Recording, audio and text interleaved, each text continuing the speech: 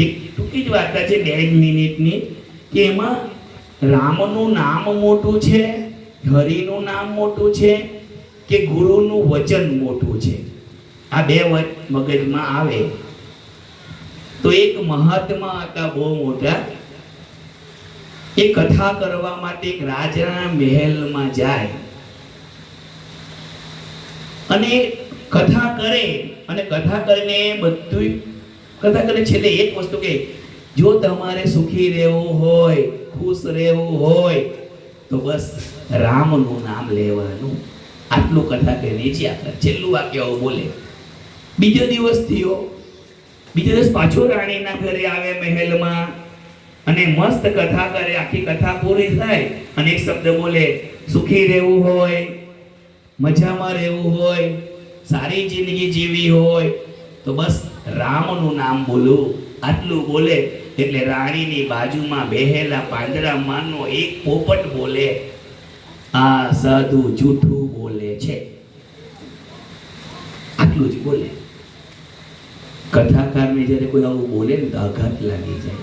કથાકાર ગયો બીજો દિવસ, ચાલ એક દિવસ થયો છે, બીજો દિવસ પાછો જાય, કથા સાંભળે પોપટ, બધું બોલે, છેલ્લું વાક્ય બોલે, સંસારમાં સુખી થવું હોય, ભવસાગર પાર કરવો હોય તો રામનું નામ બોલજો. તરત પોપટ બોલે, આ સાધુ ખોટું બોલે છે.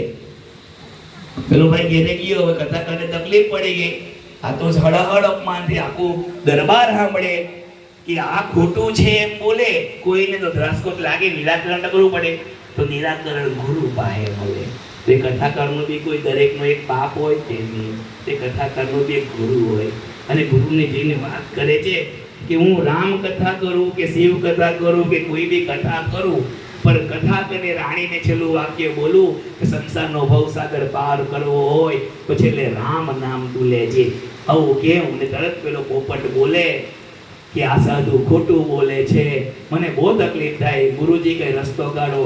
ગુરુ કે એવું વાત છે? તો ગુરુ કે કાલે કથા તું નહીં કહેતો, હું તારી હાથે આવીને હું કથા કહેવા.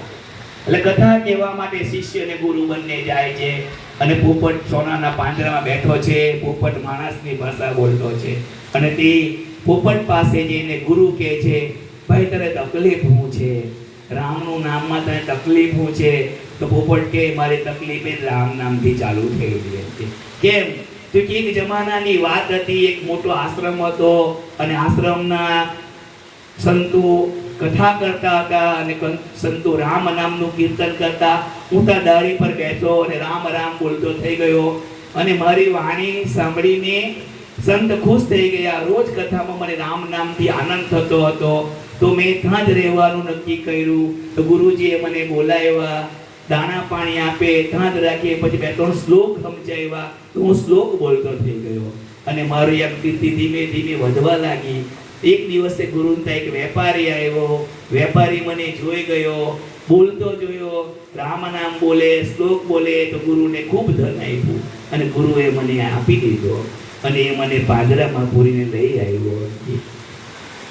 લઈને એને ઘરે ગયો, ઘરે પછી સારું સારું ખવડાવ્યું, બધું કરાયું, પર મારી આઝાદી તો છીનવાઈ ગઈ ને. હવે હું ખુલ્લામાં ઉડી નહીં શકું, મરચાં નહીં ખાઈ શકું, ફળ નહીં ખાઈ શકું, ખુલ્લી હવા નહીં લઈ શકું, એક કેદમાં જ રહે ને એમ. તો એ જ પછી ધીમે ધીમે વેપારી એ પોપટને લઈને રાજાને આપવા માંગ્યો. રાજાને આપ્યો, રાજાએ કહ્યું રાણીને ગયું. રાણીએ સોનાના પિંજરામાં પોપટને કહ્યું. તો પહેલા લાકડાનું પિંજરું હતું, પછી ચાંદીનું પિંજરું થયું, આજે સોનાના પિંજરામાં મેં પૂરાયો છે. બસ એક જ રામથી મેં રામ રામ બોલ્યો ને એટલે આજે પિંજરે પૂરાયો. ને તું કે જિંદગી જીવવી હોય, સુખી થવું હોય તો રામ રામ બોલ. મેં તો રામ નામ બોલીને પાંજરે પૂરાયો, તો આ મારું કાં ઉદ્ધાર થયો? આવું ગુરુને કે. ગુરુ કે સારું છે, જતી વખતે ઉપદેશ આપા. તે દિવસે કથા શિષ્ય નહીં કરે, ગુરુ કથા કરે, કથા પતે તો ગુરુ એમ નહીં બોલે કે જીવનનો ઉદ્ધાર કરવો હોય, જો તારે સુખી થવું હોય તો રામ રામ બોલજે, એવું કઈ નહીં કોઈ કહે. પણ ગુરુ છે ને પોપટના કાનમાં એ કહી જાય, જીવીને શું કરવાનું, મરવાના નાટક બી કરજે ને. આટલું કહીને ગુરુજી આખી કાનમાં કહી ગયો પોપટને. કથા તે જ છે, સાર અલગ છે. હવે ગુરુ ગયો તો પોપટે સવારે એવું જ કર્યું, મરી ગયેલો એવો નાટક કર્યું. રાણી આવે, રાજકુમારે બધા ઉઠાડે, પોપટ ઉઠે જ નહીં. પાંજરામાંથી બહાર કાઢ, રાણી કે તો મરી ગયો, કઈ કામનો નહીં એને. એક કામ કર, બગીચામાં જઈને દાટી આવો. બરોબર. તો ઘરના માલિકો ગયા અને બગીચામાં એને નોકર લોકો ખાડો ખોઈને દાટવાની તૈયારી. તો પોપટ ઉડી ગયો, અને પોપટ ઉડી તો ગયો, પણ જતા જતા એક સંદેશો કહી ગયો. રામ નામ કદાચ નહીં લેવાય ને ભવસાગર નહીં પડે તો કઈ નહીં, પણ ગુરુનું ખાલી એક વચન સાંભળી લે ને તો આ બંધનમાંથી મુક્ત થઈ જાય. તો તારે જો બંધનમાંથી મુક્ત થવું હોય ને, આ ચાંદલા ચોરી કરે, રામ નામ બોલવાનો ટાઈમ નહીં હોય ને, ખાલી ગુરુ એક વચન કહે ને એ સાંભળીને માની મૂકે ને તો બી તું આ સંસાર રૂપી જે સુવર્ણના માયા રૂપી પાંજરામાંથી જો છટકી ન હોવાનો હોય કે કંઈક મુક્ત થવાનો હોય તો ગુરુના વચન પર વિશ્વાસ રાખજે. ત્યારે ગુરુ રામ નામના કે નારાયણ નામ કરતા પણ ગુરુનું વચન મહત્વનું છે. આવું મને જાણવા મળ્યું કે મેં તમને કહ્યું. અને આપણે જાણતા હોય ને કોઈને કહેવાનું. કેમ કોઈને એવું થાય કે ગુરુ કરતા કોઈ મોટું છે, ભગવાન બી ગુરુ કરતા મોટો નથી. કેમ 27 વાર નામદેવ છે ને એને 27 વાર ભગવાન રૂબરૂ વાત કરી, તો બી એના ઉપર આક્ષેપ લાગેલા કે તો જો કાચો માટીનો ઘડો છે. જ્યારે એને ગુરુ મળ્યા ને ત્યારે પાકી માટીનો ઘડો બનેલો. એટલે ગુરુ એટલે શું?